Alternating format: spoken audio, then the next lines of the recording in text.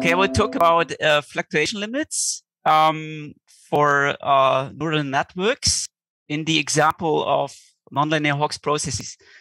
And actually, I want to make 2 points in this talk. The first point is I'm studying this with respect to universality, with respect to connectivity matrices.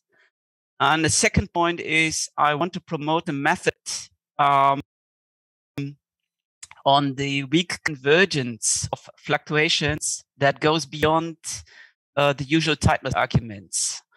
And these 2 points I will illustrate in this particular example of Hawkes process or networks of nonlinear Hawkes processes. Okay, I hope this works now. Yes. So the mathematical setting, we have seen this already in the previous talks today. The only difference is that the Hawkes processes I will look at will depend on the history itself. So they are not Markovian in general. So Hawkes processes, as you know, already done now a homogeneous is a purely statistical description of the spike count process. I denote the spike count process with ZIN. N is the number of neurons in the population I'm considering. And at the moment, I'm just looking at homogeneous populations. So the joint intensity that drives these point processes are given by this nonlinear rate function f applied to the averaged spikes of the network filtered by this synaptic kernel H. So that's a usual setup. And I would like to think of these count processes as integrals driven by independent Poisson process. We have seen this already in the talk by Eva Löcherbach.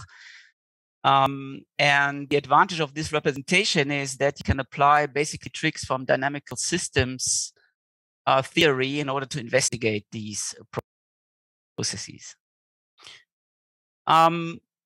It's well known, it's a theorem that is already due to several people. I think the major reference in this setting is by Delattre and co-authors in 2016, that in this setting, if you denote with lambda t the solution of this nonlinear integral equation, and define with respect to the same driving Poisson point processes these independent Poisson processes with this intensity, then you have this propagation of chaos result. So it just tells you that the individual neurons in the networks, although they are coupled, since the coupling is weak, it's 1 over of the order 1 over n, we will exhibit or observe asymptotic independence. And that can be quantified, for example, with this statement. So the distance with respect to the variation of the variation of distance between the 2 spike counts on average is decaying like 1 over square root of n. In particular, what that means is you will observe the following strong law of large numbers. So if you look at the average spike count over the population, then it will converge almost surely to the integrated intensity. So basically what you see in simulations would be typically, if you plot the averaged intensity, intensity in the network, you will see that it fluctuates less and less with increasing number of neurons. Now, the next thing that we are interested in is, well, before I go to the fluctuations, I will state a result that is probably not so known, which I will call uniform propagation of chaos. So I consider basically the same scenario, but now I have a general connectivity matrix here, Jij, that might depend on n. And so the intensity of the ith neuron, of the ith spike count, now depends on this connectivity matrix. So the rows determine the presynaptic input to the neuron I, and they are averaged according to the magnitude of the set of presynaptic neurons. Then you can look at, instead of looking at the overall average spike count, you can look at the average spike count according to any subpopulation. Let's call it J here. And the same for the subpopulation, the corresponding subpopulation of the independent Poisson processes.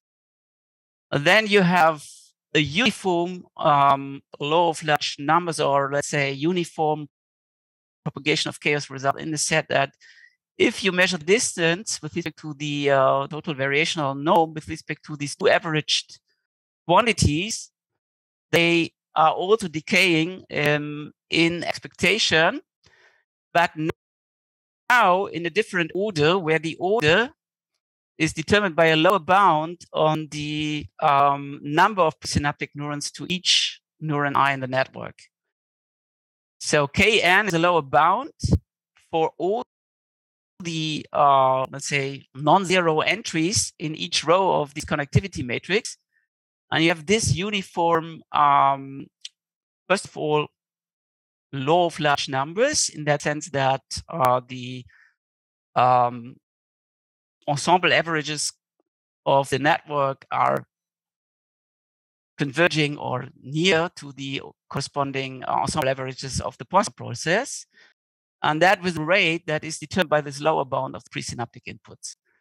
And particular, that gives you the following. So you can determine from that you have the same propagation of chaos result as before in the all-to-all coupled settling, but now with a different rate that depends on this lower bound. And that means, in principle, you get a uniform strong law of large numbers for all these averaged active spike count processes. So they will converge almost surely to the integrated intensity as soon as the lower bound of the presynaptic neuron is converging to plus infinity. But what you get by this is you separated the in degree bounds from the total size of the populations. For example, in particular, you can allow for sparse connectivity matrices,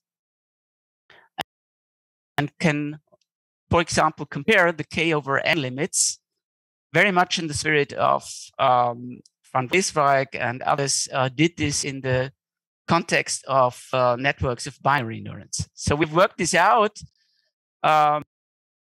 also with fluctuations in a joint paper with Fakui in 2017 in the Physics Review Letters. And the other message that I want to make here is that we do not require any assumption on the distribution of the connectivity matrices. Only the lower bound is the driving quantity here that gives us the strong law of large numbers. So it's a totally universal statement. Now we come to the fluctuations.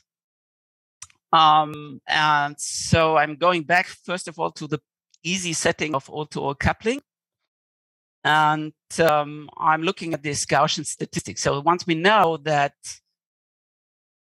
the average spike count, the integrated spike count converges to the integrated intensity almost surely, we can just look at its fluctuations as usual. And let's assume for the moment that instead of looking at the neurons of network, we are just looking at the spike count of the independent Poisson processes, so that this is indeed a martingale which consists of independent increments. So if you look at the L2 norm of this martingale, it's just given by lambda t. That's a simple calculation in the Poisson world. And so we can apply the central limit theorem, the martingale central limit theorem for Cut-like martingales, and get that this standardized martingale converges to a time or Brownian motion with changed variance. So the variance is given just by lambda of t. So the intensity that is determined by the limiting mean field theory. And that, at the end, leads to the well-known finite size corrections in the strong law of large numbers, so we can develop the average spike count, at least now, first of all, in this for the independent Poisson processes in terms of this deterministic integrated intensity plus fluctuations driven by this Brownian motion, which is time change, or let's say given the integrated intensity as the variance times 1 over square root of n. Now we want to transform this picture to the general case. So in general, so if we are going back to the coupled neurons in our network, we are still in the setting of all-to-all coupled networks. What we need to do is we need to correct the compensator here, because the expectation here is given by the integrated intensity lambda n, and not the deterministic limit of that. But still, this is a useful semi-martingale composition. So we have here the martingale depending on n, for which we, as before, can derive them via the martingale central limit theorem, its weak limit in terms of the same Brownian motion as before. And that's just because the quadratic variation, or you can also use the compensator, is given by this quantity that converges almost surely according to the strong law of large numbers that we proved previously. So that's the usual story. In order to get the limiting fluctuations, you first need to derive the strong law of large numbers in order to, for example, in this case, ensure the convergence of the quadratic variation or the compensator. Okay, so there was still something missing here, namely this correction term, which is actually not vanishing because we are in the coupled case. So this is actually of order 1.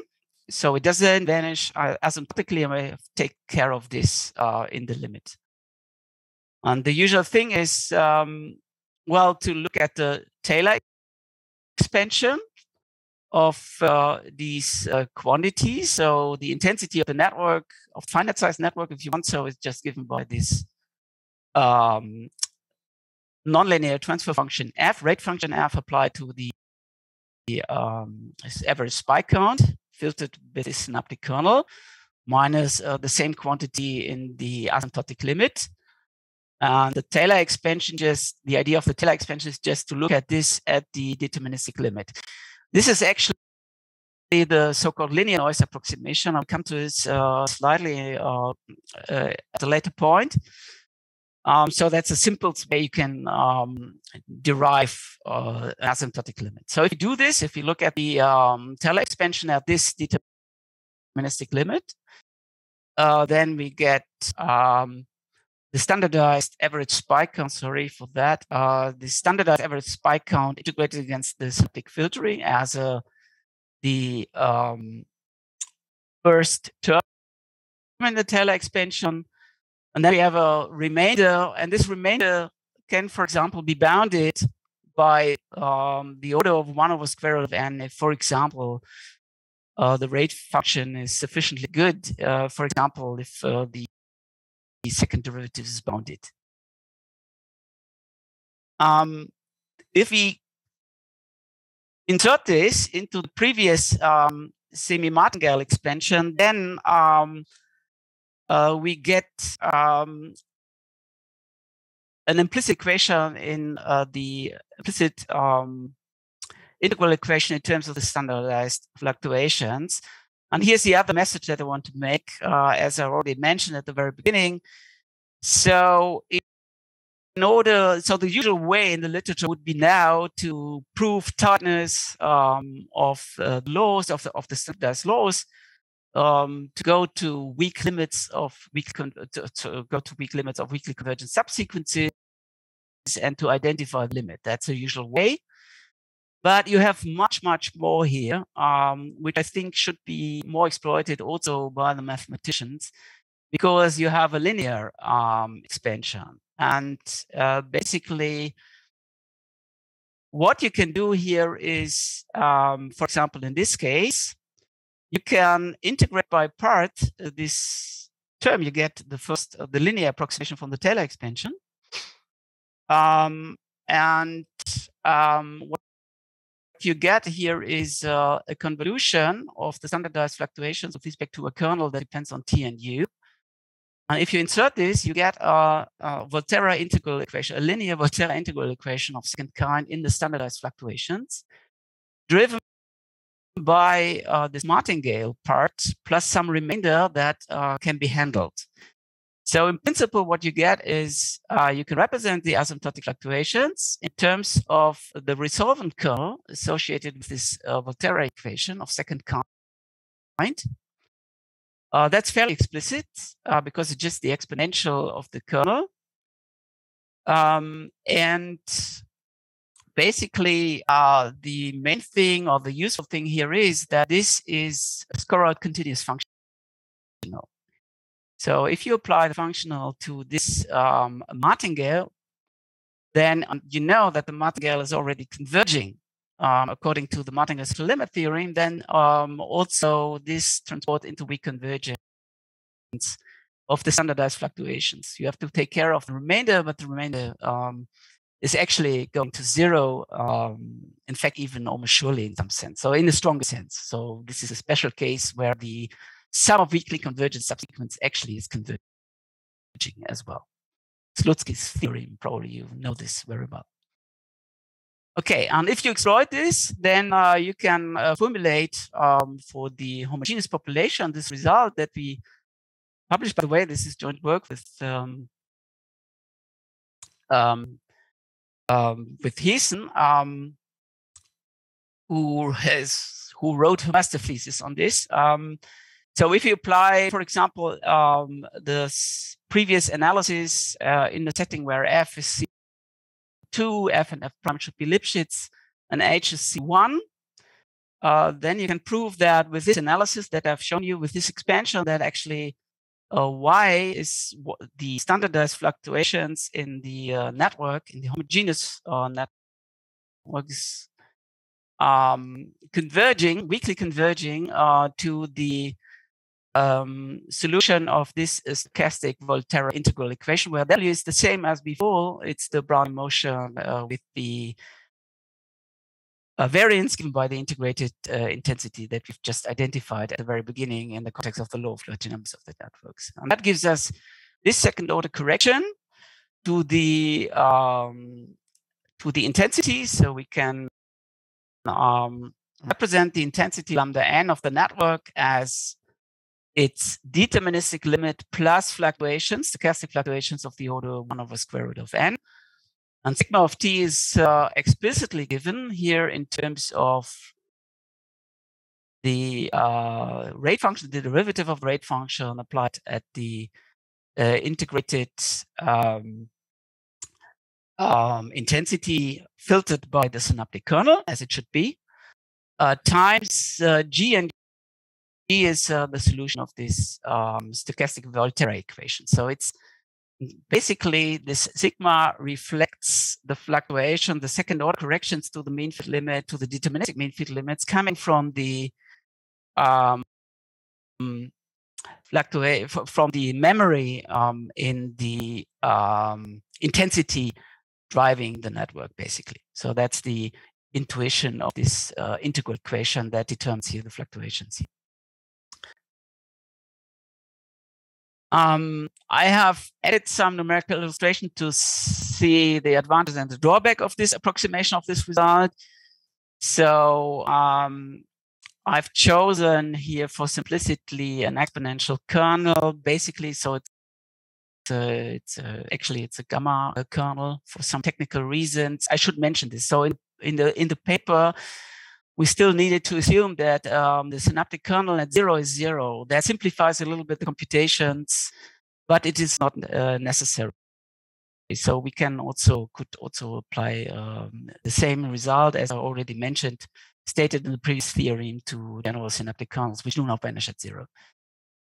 The rate function is a sigmoid function, and it's parameterized by this parameter gamma. So that's chosen in such a way that 0.5 is a fixed point of f for all gamma. But this fixed point is only stable for gamma less than 4 and becomes unstable if gamma is larger than 4. Then the usual thing happens. So we have a kind of Hopf bifurcation here. So there are two stable fixed points arising, x minus and x plus, one below 0.5 and the other one above. So what does the mean field theory, or let's say the first and second order approximations of the intensity lambda n give us?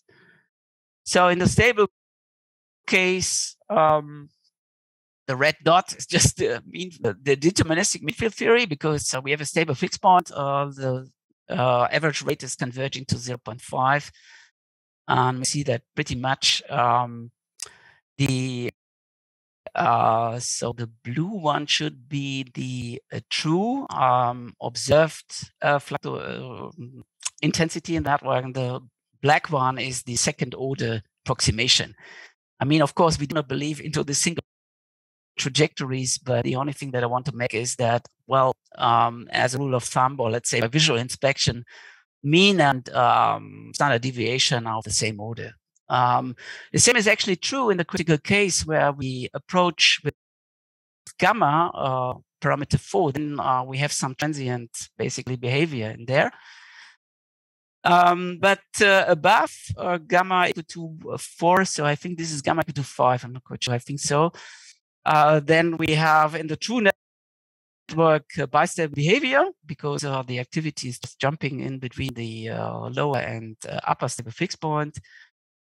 Whereas, of course, our linear noise approximation will only catch the fluctuations at one of the fixed points, either the lower one or the higher one, depending on where we started our deterministic approximation. So the deterministic one will settle down either in the lower or the higher activity, and then the fluctuations, so the second order corrections, how we did this, just stabilize around that limiting, so around that, let's say, lower or upper stable fixed point. Okay, but anyway, next thing is universality. So beyond all-to-all coupling. So remember, I was talking about the general case of a network with a general connectivity matrix, Jij, depending on n, already in the context of the propagation of chaos result and strong law of large numbers. So assume again the same scenario. And this time now, since we already assured the strong law of large numbers, we can look at the Gauss statistics of the fluctuations in the averaged activity. And if you do the computations, you end up the computation very much in the same way as before, exploiting the semi-martingale decomposition. So you get a martingale part, which is exactly of the same type as before, basically. And now the let's say drift correction, so the correction to the intensity, looks a little bit more difficult, but principle, it has the same structure. So kappa of TU is the same Volterra integral kernel as before, but now, of course, we have the heterogeneity in the network connections, which are showing up here, plus remainders that can be controlled of the order square root of the magnitude of the population J divided by the magnitude of the population of the J synaptic neuron. Sorry, that should be a sum here. No, that's correct. So that's actually a typo here. That should be capital J here, so the magnitude of J.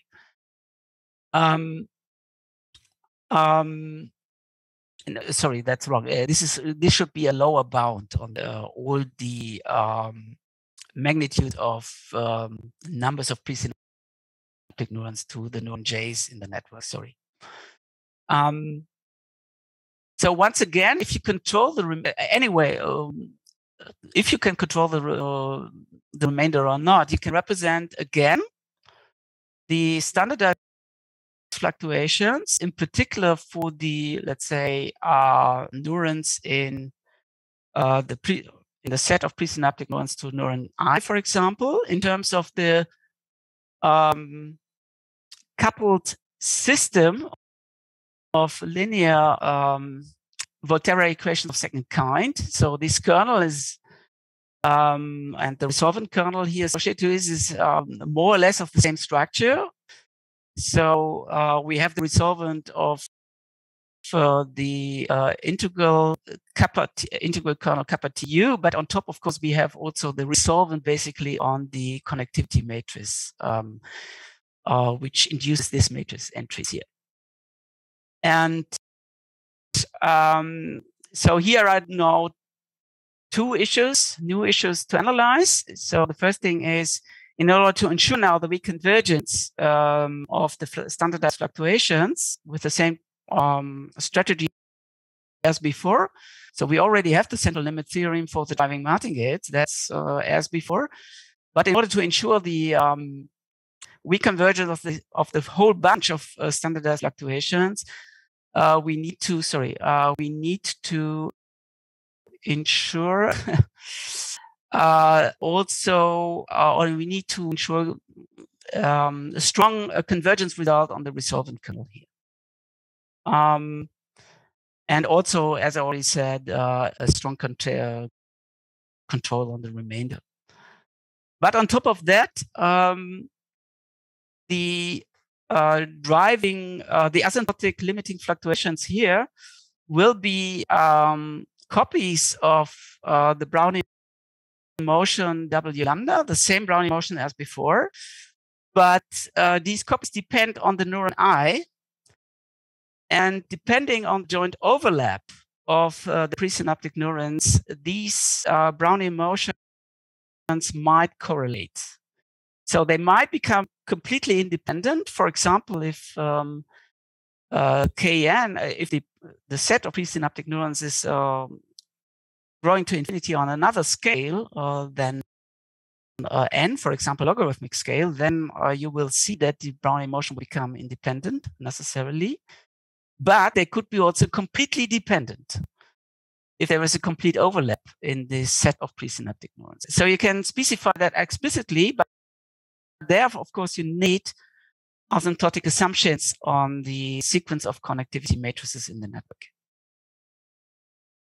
Okay, finally, in the remaining minute, if I may say so, allow me to do this. So I also want to quickly mention generalization to multi-class systems. So instead of one homogeneous population, you could think of k homogeneous populations with the corresponding spike counts, such that the let's say average proportion of the k population is converging to some fixed number pk, and the intensity of a neural manipulation k is just given by this overlap. So the nonlinear rate function, depending on the population k, applied to the average spike count over all other populations, with respect to a synaptic kernel that it can depend on the connection between the k population and the L1. This time, as has been proved by St. Ditlevsen and Eva Löcherbach already in 2017, which was actually the starting point of the previous analysis that I've shown here. You can prove again a propagation of chaos result of this order, where basically the rate depends on the smallest number of the smallest subpopulation here, basically. And it converges then again to the corresponding independent Poisson processes, where the intensity now is still deterministic, but it's given by coupled system of nonlinear integral equations, where the synaptic kernel, of course, comes in. The same approach, then before we can also look now at the asymptotic fluctuations, the system of stochastic Volterra integral equations are driven now by a different integral kernel that can be explicitly given. And we can prove, again, the same finite size corrections to the intensity now also in the general multi-class system. So that's all. So thank you very much for your attention.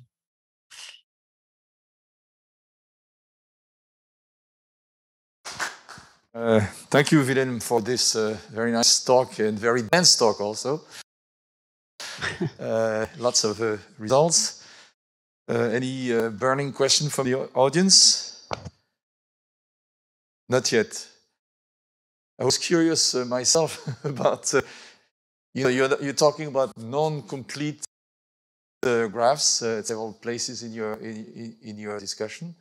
What kind of topologies actually of graphs can you describe in this formalism? Well, what means topology? I don't.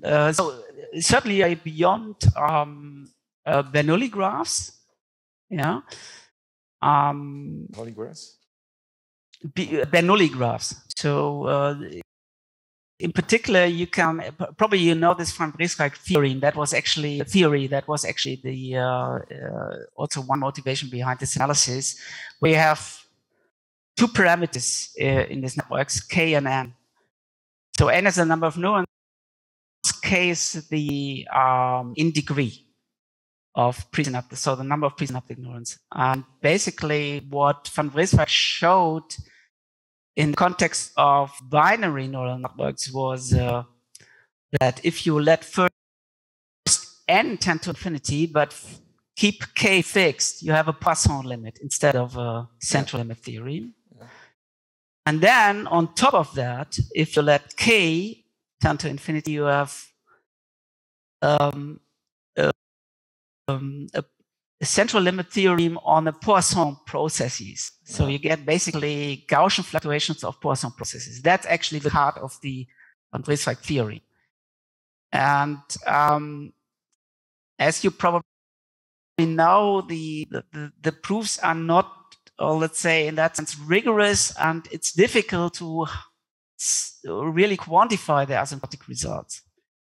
And here what we have is a complete, rigorous mathematical analysis that allows you explicitly on the two parameters, k and n, to derive these convergence rates and the error estimates and fluctuations. And in that sense, it is a universal thing. It is not linked to a particular topology. Yeah, that's very nice. Very nice result. I'm not sure I understood the how you come up with the correlation in the Brownian motions. You said overlap in the J sub I dots. Could you explain a little more? You know, in some of your last, yes, asymptotic joint overlap in J sub I dot. What's that? Yes. So so the trick is the following, or the main observation is the following. Sorry, this jumps here by randomly.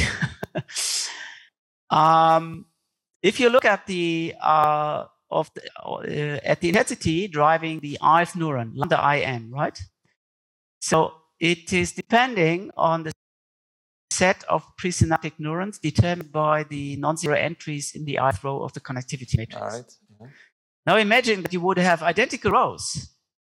Okay. And the set of presynaptic neurons is identical for each neuron. Oh, of course. And then, of course, they are depending very much. So we have, in some sense, you have common noise in the whole field, in the whole fluctuations. And can you? But on the contrary, if the row entries of the ith, the non-zero entries in different rows are completely different. then they become asymptotically independent, the fluctuations. And you can have anything in between.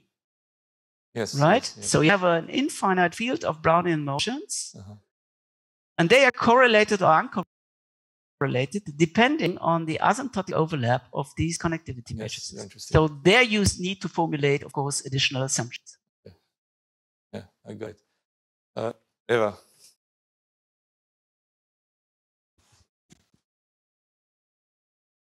Yeah, thank you for this nice talk, Wilhem. And it's a pity that you could not come to Paris. But, okay. I have a question. I have the impression all this is based on the fact that you have compensated Poisson random measures that converge to Brownian motion or something like this. And I guess that the ansatz of Kurz, who uses coupling of compensated Poisson processes with Brownian motion, should work in this Hawkes frame here. Did you think about that? No. I did not think about that. Sorry for that. Actually, my third motivation is behind this is the following. So this can be this argument of this weak convergence argument, right? That can be generalized to nonlinear integral equations.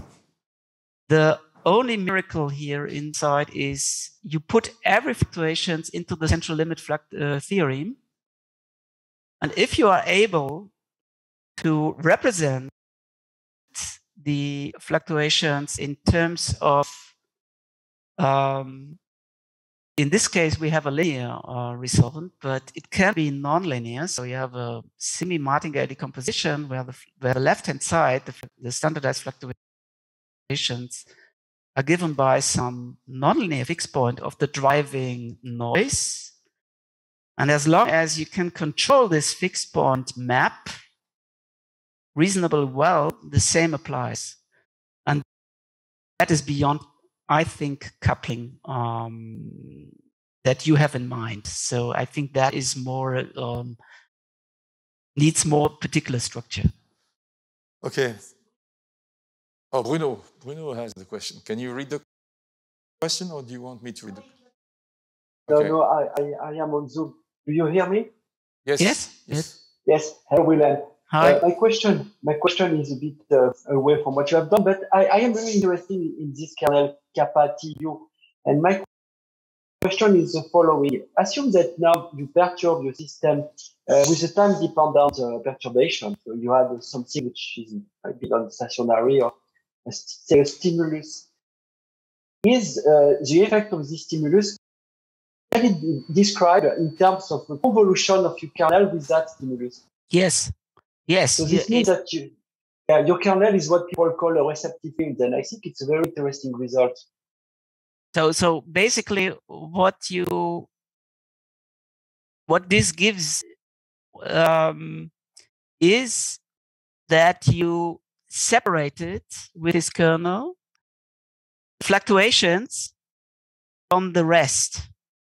So the fluctuations are the semi-martingale composition, as you know, of course, is an orthogonal decomposition of the stochastic process on the phase space. And this integral representation gives you the explicit dependence of the fluctuations in terms of the standardized quantity that you are interested in terms of the orthogonal one in this decomposition, so the pure noise, in the pure fluctuation, without going into the complete structure of that noise, right? So if you, for example, if you think of these tightness results, then basically the people are using basically already several times the structure of that noise. So this method, for example, would work for multiplicative noise as well as additive noise. No matter. Okay, thank you.